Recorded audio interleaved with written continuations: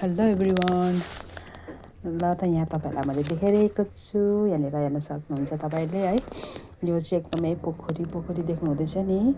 हामी त पहिला त सोचेको थियौँ यो चाहिँ एकदमै गाउँमा चाहिँ अब पिच रोड हुने रहेछ, एकदम गाउँ डेभलप हुने रहेछ भनेर कस्तो खुसी भयौँ होइन। अनि अहिले त यो हेर्दाखेरि चाहिँ के रहेछ भन्दा त कहाँ हो रहेछ त यो बाटो त होइन रहेछ नि। यो त अब गाडी कुदौँ भने पनि हेर्नुहोस् न कोक्रोमा नानी हल्ला जत्तिकै हुन्छ हो। अनि यहाँनिर तपाईँले देख्नु सक्नुहुँदैछ नि, यहाँ हेर्नुहोस् न पोखरी।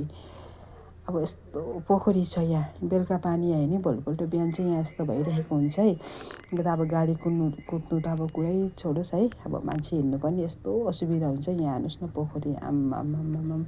अब यहाँ तपाईँलाई मैले सुरुबाट देखाएको यो चाहिँ पोखरीहरू हो। अनि गाउँ डेभलप भन्छ हो। अब डेभलप चाहिँ यस्तो भइरहेको छ है। अब चाहिँ के गर्नुपर्छ भन्दाखेरि चाहिँ नि एउटा यस्तो खालको अब कुरा चाहिँ अब राख्नुपर्ने भएको छ क्या। यहाँ चाहिँ हेर्नुहोस् न बाटो त अग्लो र हुन्छ चाहिँ गाडी कसरी कुदोस् त। यहाँ हेर्नु नि दुईपट्टि पानी जमेको हुन्छ यसरी हो।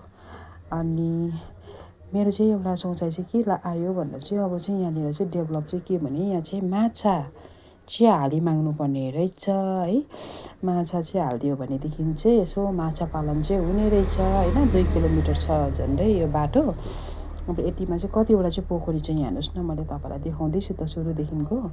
अन्त यसमा चाहिँ अरू केही होइन, अब पिस त हुने होइन हो। अब फिस चाहिँ हालिदिनु पऱ्यो यहाँनिर है लु नेताहरूले होइन।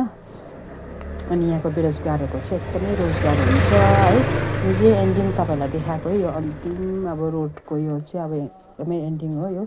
यहाँसम्म पनि छ यहाँ हेर्नुहोस् त। भनेदेखिको 2 किलोमिटरमा कतिवटा पोखरी छ त्यतिभरि चाहिँ अब यो पिस होइन, अब यहाँ फिस चाहिँ हालिदिनुहोस् है। त्यही रिक्वेस्ट गर्दैछु म चाहिँ। अनि यो चाहिँ अब मेन रोड निक्लियो यहाँदेखिको चाहिँ हेर्नुहोस् हो। अब चाहिँ पिस रोड चाहिँ यहाँ चाहिँ छ। ल त साथीहरू, तपाईँहरू हेरेर लाइक कमेन्ट सेयर गरिदिनुहोस्। हवस् त, थ्याङ्क यू।